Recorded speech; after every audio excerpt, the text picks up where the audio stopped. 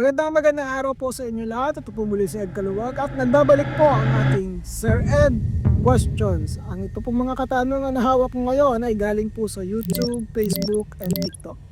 So, unang katanungan natin ay nanggaling kay Wen si Tosta. At ang kanya pong katanungan, Sir Ed Question, paano nyo po nakikita ang nakaraan ng isang bagay o ang pangyayari? A. Usually po, ginagamit ko po yung ability na kung tawagin natin ay psychometry. Sa isang lugar na pinupuntahan ko, kapag meron akong hinawakan na bagay, halimbawa itong ballpen na hawak ko ngayon, ito yung saksi doon sa mga pangyayari na naganap before.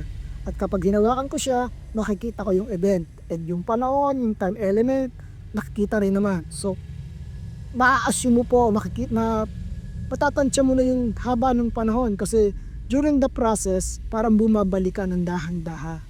Yun po yung ginagawa ko. And syempre kailangan natin lang nagko-confirm ito. Kadaya po doon sa ginagawa ko sa mga video, kung talaga ba nangyari ito, merong magko-confirm dapat para mapatunayan. So sana nasagot ko yung katanungan mo. And again, kung meron po kayong katanungan, comment down below at hashtag Sir Ed Question.